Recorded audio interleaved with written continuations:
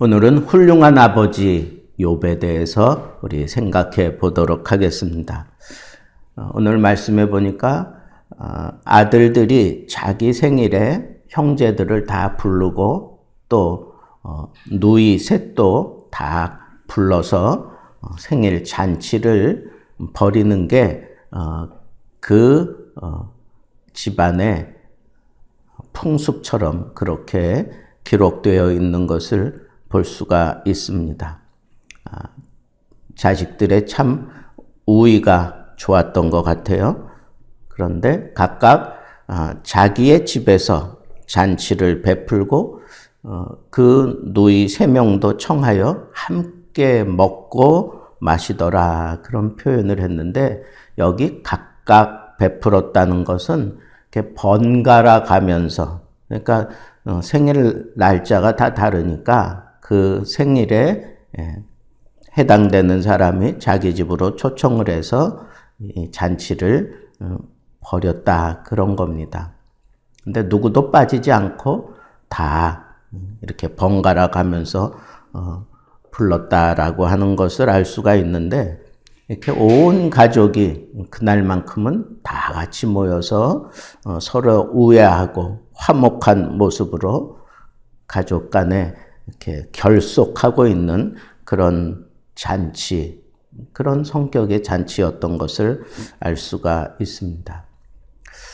자녀들이 이렇게 자기 생일만 되면 모든 가족들을 다 초청을 하는데, 그 초청받은 가족들이 빠지지 않고 다 모일 수 있는 것, 이건 참 보통 일이 아니고, 또 어김없이 모든 자녀들이 다 이와 같이 행동을 하고 있는 것은 한마디로 얘기하면 아버지의 역량이라고 우리는 생각해야 된다는 거예요. 하나님 중심의 신앙생활을 하는 아버지가 그렇게 훈련을 시켰다라고 우리가 생각을 할 수밖에 없는 게, 이 잔치를 끝내면 그 자녀들을 다시 불러 모아가지고 그 명수대로 번제를 드렸다, 그렇게 얘기를 하고 있는 것을 볼 수 있기 때문에 그렇습니다. 그러니까 이렇게 아버지가 그 가정에 끼치는 영향이 그 가정의 가풍을 만든다라고 하는 것을 우리가 생각을 해볼 때, 이 아버지의 역할이 얼마나 중요한가라고 하는 것을 우리가 놓쳐서는 안 되겠습니다.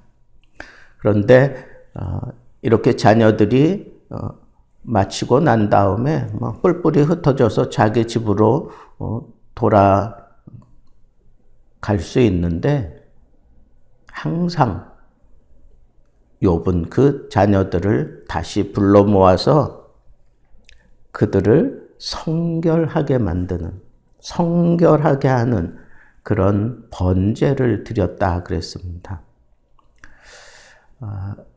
어제 여러분들에게 밝힌 대로 이 욥은 아브라함과 동시대 사람 정도로 우리가 생각을 한다, 그렇게 말씀드렸으니까, 모세 때에 하나님의 그 법이 생겨났고 그 규례가 생겨났던 것을 우리가 생각할 때, 이 하나님의 법이 생기기 이전에는 가장이 제사장적인 권위를 가지고 그 가족들을 축복하고 또 그 가족들을 위해서 희생 제사를 드릴 수 있는 그런 자격이 있었다라고 우리가 생각을 해야 하겠습니다. 그래서 그 자녀들을 불러 모아놓고 제사장과 같은 그런 역할을 하며 그 번제를 집례해 갔던 거라고 우리가 생각을 해야 한다는 겁니다. 번제를 드리는 것도 아침에 일찍 일어나서, 그러니까 잔치가 끝나자마자 아침에 일어나서 그 명수대로 번제를 드렸다. 이 번제는 인류가 타락하자마자 제일 먼저 하나님께서 동물의 희생을 통해서 그 가죽옷을 지어 만드는, 또 그리고 난 이후에 창세기 4장 4절 말씀에 봅시다. 우리 창세기 4장 4절. 아벨은 자기도 양의 첫 새끼와 그 기름으로 드렸더니 여호와께서 아벨과 그의 제물은 받으셨으나, 그런 말씀이 있어요. 그러니까 이건 아담이 이렇게 저지른 죄를 하나님께서 자기에게 가죽옷을 지어 입히신 것을 충분히 그가 생각하고 이렇게 자녀들에게 가르친 거죠. 자녀들에게 가르쳐서 이 제사가 피의 제사를 드릴 수 있도록 그렇게 역사했던 것을 우리가 생각해 볼 수 있다는 겁니다. 또 이렇게 아벨이 피의 제사를 드리고 난 이후에 노아 홍수 시대에 이제 본격적으로 이 번제가 시작되었다고 우리가 생각을 하는 겁니다. 모든 세상의 죄를 다 쓸어버리고 난 이후에 그 다음에 이 노아가 하나님 앞에 창을 열고 나와서 제일 먼저 하나님 앞에 제단을 쌓았던 그런 모습을 우리가 볼 수 있는데, 이와 같이 죄에 속하는 그런 제사는 노아 시대에 이제 적극적으로 시작이 되었다고 보는 거죠. 이처럼 율법 이전에는 이 속죄의 형식으로 이 번제를 드렸다라고 하는 사실을 생각해 볼 때 분명히 이 욥은 자식들의 죄를 속하기 위해서 번제를 드렸다라고 우리가 생각을 할 수가 있습니다. 그러면 여기 보면 욥이 말하기를 혹시 내 아들들이 죄를 범하여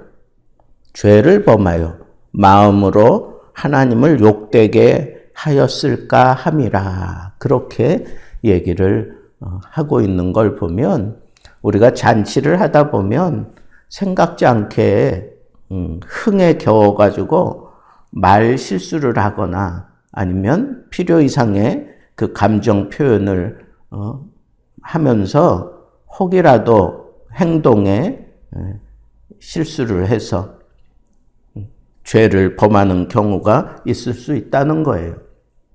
나는 그냥 흥에 겨워서 그냥 아무렇지 않게 얘기했는데 그 얘기를 듣는 당사자는 오히려 크게 마음에 어떤 상처를 입을 수도 있는 일들이 얼마든지 있을 수 있습니다. 그래서 자기의 실수 혹은 자기 잘못, 취중이라고 그렇게 슬쩍 넘어갈 수도 없고, 그리고 흥에 겨워서 일어난 일이니까 이런 건 그냥 우리 덮어버리자, 그럴 수도 없는 겁니다. 죄는 죄이기 때문에. 그래서 우리가 정말 하나님 앞에 나도 모르게 혹은 알면서도 제일 많이 저지르는 게 이 말이에요. 말의 잘못, 말을 잘못 사용함으로 인해서 또 그와 같은 행실이 자연스럽게 말 끝에 이어지게 되면서 결국은 그게 다 하나님을 욕되게 하는 것이다 라고 하는 이 사실을 우리가 충분히 욥이 인지하고 항상 잔치 끝에는 이렇게 번제를 드렸구나 하는 그런 사실을 우리가 알 수 있다라고 하는 겁니다. 그러니까 훌륭한 아버지는 어떤 아버지냐? 자녀들의 그 성결에 대해서 한순간도 놓치지 않고 항상 그 자녀들이 성결할 수 있도록 그렇게 제사장적인 권위를 가지고 번제를 드리면서 하나님 앞에 이 사람들을 다 닦아 세우는 그런 아버지의 모습이야말로 그 가정에 아주 훌륭한 그런 가장으로서의 권위를 세우는 일이다라고 하는 이 사실을 우리는 여기서 붙잡을 수 있습니다. 오늘날은 아버지의 권위가 땅에 다 떨어진 그런 시대를 우리가 살아간다고 생각이 듭니다. 아버지의 얘기를 귀뜸으로 듣는 그런 자녀들, 나이가 점점 많아지면 많아질수록 아버지가 하는 말에 대해서 그냥 귀뜸으로 흘러 넘기고 뭔가 지적을 해도 마음으로 받아들이지 않고, 그리고 아버지에게 역성을 내면서 대드는 그런 자녀 세대들을 우리가 살아가고 있다고 생각될 때가 참 많습니다. 언제부턴가 이 사회가 이 아버지의 권위는 저 땅바닥에 다 떨어진 것 같은 그런 표현들이 많이 등장하고 있는 것을 보아도 이 세대의 아버지들은 참으로 약하기 짝이 없구나. 이 아버지가 아버지로서 자기 역할을 다하는 것은 이렇게 자녀들을 성결케 하는데 조금도 주저함이 없이 분명하게 하나님 앞에 그들을 닦아 세울 수 있는 그런 아버지의 권위가 회복되지 않고는 생기지 않겠다 하는 그런 생각을 잠시 해보았습니다. 그런데 이 욥은 이 자식들에게 항상 잔치 끝에 불러 모아놓고 이렇게 그들이 저지른 잘못과 죄를 하나님 앞에 다 번제로 불태워버리는 그런 분명한 의식을 통해서 자녀들이 흥에 겨워서 하는 잘못까지도 하나님 앞에서 죄가 된다고 하는 그 사실을 인지하게 할 뿐 아니라 그렇게 잘못을 했을 때 하나님 앞에서 언제나 내가 심판을 받을 수밖에 없다고 하는 이 사실을 분명하게 각인시켜 줄 수 있었다. 그런데 생일 잔치 때마다 매번 이런다는 게 이게 어쩌면 자녀들에게 큰 마음의 불편함이고 또 부담이 될 수도 있지 않았을까 하는 그런 생각을 자연스럽게 할 수 있는데 오늘 말씀은 그걸 아주 단호하게 그냥 끊어버립니다. 욥의 행위가 항상 이러하였도다. 항상 이러하였도다. 항상이라는 것은 그치지 않고 계속했다는 거예요. 어떤 잔치는 정말 흥이 막 넘쳐서 누가 봐도 거기서 무슨 실수가 있었겠구나 하는 그런 잔치도 있는가 하면 어떤 잔치는 그냥 적당히 그렇게 흥도 별로 없이 그렇게 지나갈 때도 있을 수 있습니다. 그럼에도 불구하고 언제나 항상 하나님 앞에 잔치 끝에 번제를 드린다고 하는 것, 항상 드린다고 하는 것은 이건 상당히 무거운 일이라서 자녀들도 이걸 거부할 수도 있고 불편해할 수도 있는 그런 입장이 될 수 있지만 욥은 절대로 그런 것들을 용납하지 않았다고 하는 겁니다. 그래서 그 결국은 어떻게 됩니까? 하나님의 자녀들은 항상 성결한 채로 살아야 된다고 하는 무거운 그런 도전도 받을 수 있지만 우리가 생각할 때 성결한 자에게 하나님이 베푸시는 은혜 몇 가지만 생각해 봐도 그것이 무거운 짐이 아니라 오히려 기쁨이고 자기 인격이 성숙되어져 가고 그리고 하나님이 그 사람을 붙들어 주신다고 하는 것을 우리는 쉽게 생각할 수 있습니다. 성결한 상태가 유지되어 있는 그 자녀들은 언제나 하나님의 뜻을 추구하며 살았을 것이 뻔합니다. 또 뿐만 아니라 언제라도 하나님께서 그 자녀들을 붙잡고 사용할 수 있을 수 있는 그런 쓰임받기에 충분한 그런 자질들을 갖추고 있었던 상태라고 저는 생각을 합니다.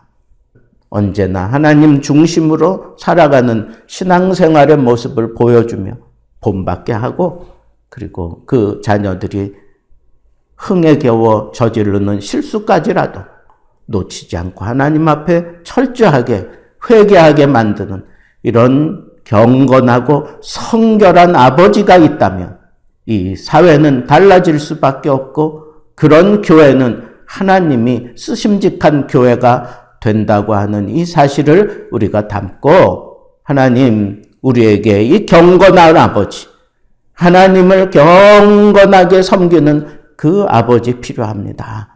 내가 그런 아버지가 되겠습니다 하는 그런 기도로 이 아침을 열었으면 좋겠습니다.